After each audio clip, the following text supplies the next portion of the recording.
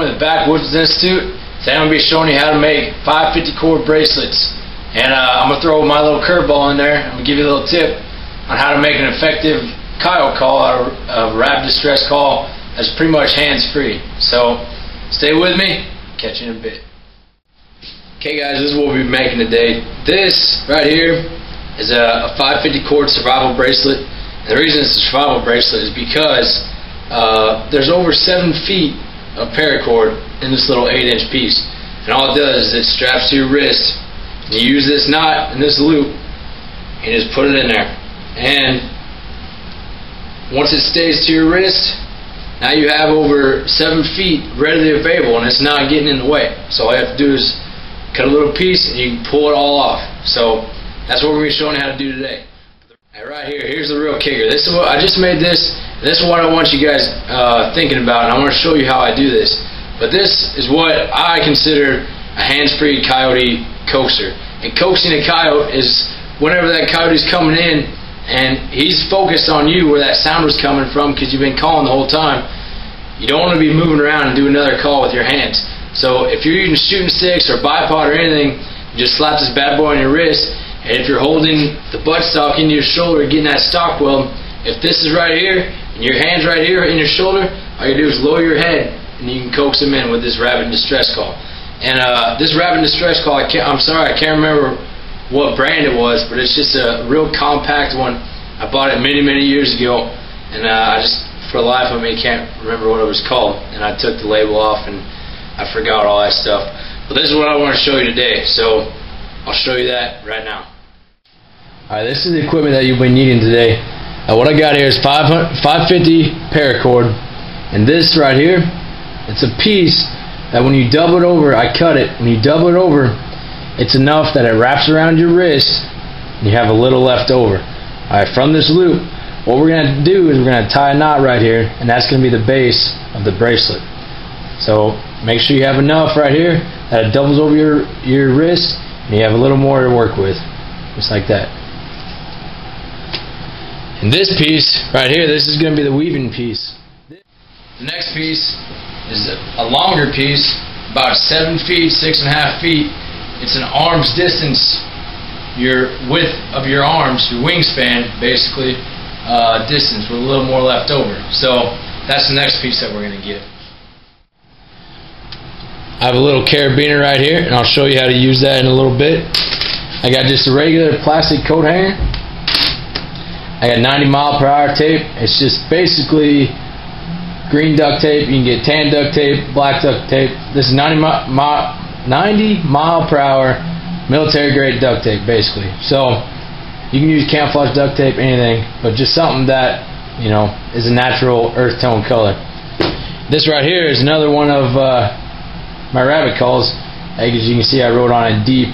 That means it's got a pretty raspy tone to it, but I'm going to use that one whenever I make this one. I also have my pocket knife that I can cut the extra strands off of the 550 cord, and to cut those strands off as well. So that's all the gear that we need for this, and I'll show you what to do right now. The first thing we're going to do, we're going to take the piece that I said was the base that goes around your wrist, and what we're going to do is we're going to double it up. So make a loop and double it up and wrap it around your wrist. Now where this loop ends up, put it in the middle of your wrist right here. Where this ends up meeting, you want to tie a knot, okay? So right here, where the loop meets, you want to tie a knot.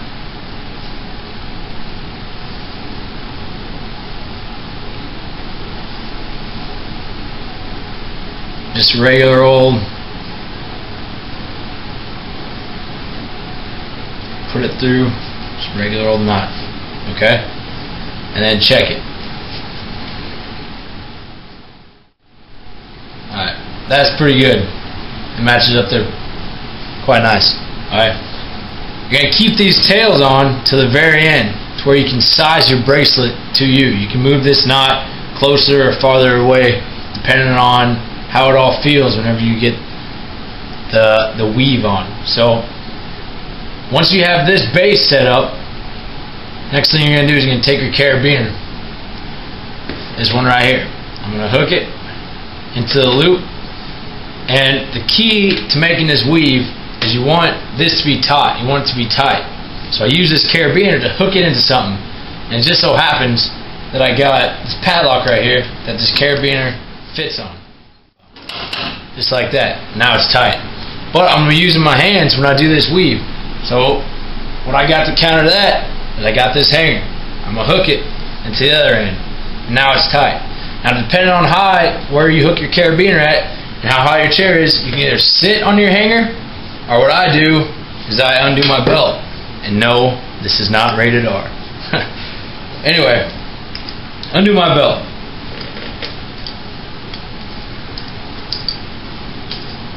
And I hook it into the other end of the hanger. And I fasten it back up. Then I back up to where it keeps this tight. But you want to be able to keep it, make sure it's not binding over itself. So they're running parallel. Just like this. Tracking? Next thing you're going to do is take your wingspan, the 7 feet of paracord, and you want to find the middle. So right here, put your two ends together, make that double over loop, and there's the middle right there. I'm going to go behind this paracord right here, the base. So now I have this. And the method we're going to be using is called the cobra weave. And what you do is you make an S over the top, just like this, with one side of the tail. I'm going to start from the right side, just like that. See the S that is formed? And from there, I'm going to take the other tail and go in from the top on the left side, around the back of the base, then up through the other side. Just like that. And now you see how both tails are on both sides. I don't want that.